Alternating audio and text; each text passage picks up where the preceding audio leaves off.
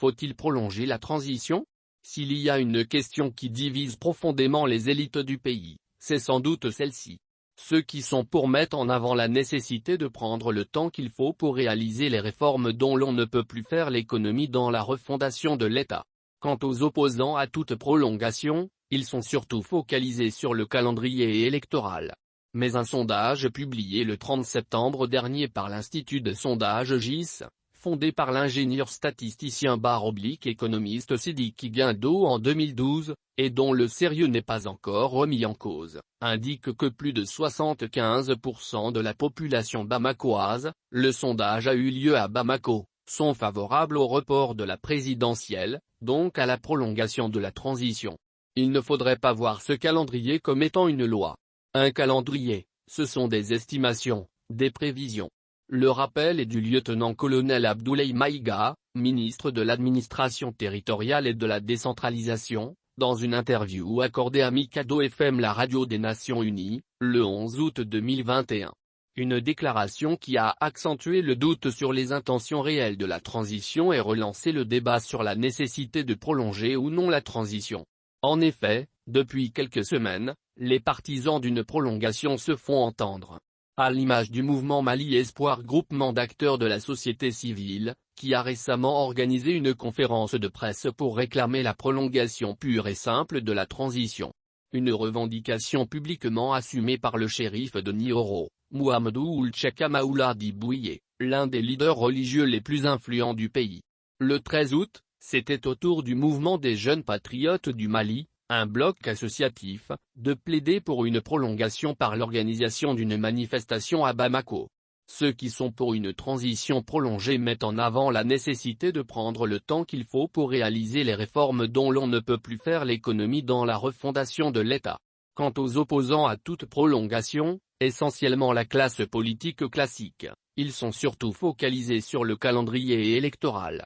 Mais un sondage publié le 30 septembre dernier par l'Institut de sondage GIS, fondé par l'ingénieur statisticien économiste Sidiki Guindo en 2012, indique que plus de 75% de la population bamakoise, le sondage a eu lieu dans la capitale, sont favorables au report de la présidentielle dont le premier tour est fixé au 7 février 2022, donc à la prolongation de la transition. Et environ 67,40% de la population demande un report d'1 an au minimum. Si 42,5% sont pour un report de 2 ans minimum, seulement 24,91% réclament un report de 3 ans. Peut-on miser sur le futur régime pour réussir là où les précédents ont échoué? Ils sont d'avis que, avant de lâcher les rênes du pouvoir, les autorités de transition doivent boucler un vaste chantier de réforme électorale, territoriale et constitutionnelle censé réussir ce à quoi tout le monde aspire, la refondation de l'État. Quels sont les vrais enjeux d'un report? Faut-il se précipiter pour organiser des élections en misant sur le prochain régime pour mener à bien les réformes attendues? Faut-il prendre le temps qu'il faut pour mener les réformes indispensables à la refondation de l'État avant d'aller aux élections, du moins à la présidentielle? Ce sont des questions que les partisans et les opposants à la prolongation de la transition doivent se poser en toute objectivité. Pour les responsables actuels, la transition doit se poursuivre jusqu'à la fin 2023, date à laquelle aurait dû s'achever le mandat du président Ibk, a confié à un confrère Khalilou Sidibé, un politologue. La prolongation de la transition, c'est un faux débat. Qu'ils fassent ce qu'ils peuvent dans les 6 mois qui leur restent. Pas plus, avertit Ibrahima Sango, acteur de la société civile. Et pourtant, nous n'avons aucune garantie aujourd'hui que le prochain président élu va réussir là où ont échoué Alpha Oumar Konaré, Feu Amadou Toumani Touré et récemment Ibrahim Boubacar Keïta, entreprendre les réformes indispensables à l'ancrage de la démocratie malienne. Objectivement, nous pensons qu'il ne faut pas se précipiter à organiser des élections si cela ne nous garantit pas un non-retour à la case départ dans quelques années. Et surtout que nous savons que les élites dirigeantes ont peu d'intérêt à traduire en actes concrets l'aspiration profonde du peuple au changement. Ils sont souvent trop mouillés pour avoir l'audace de s'opposer aux puissants intérêts politiques et économiques. C'est pourquoi il n'est pas prudent de se hâter à organiser les élections sous prétexte qu'il faut respecter un délai imposé de l'extérieur. La période de la transition ne doit pas se résumer à l'organisation de nouvelles élections, elle doit servir à poser les jalons d'un changement plus durable dans la gestion des affaires politiques et publiques, à réaliser des charpentes plus solides pour le Mali Kura.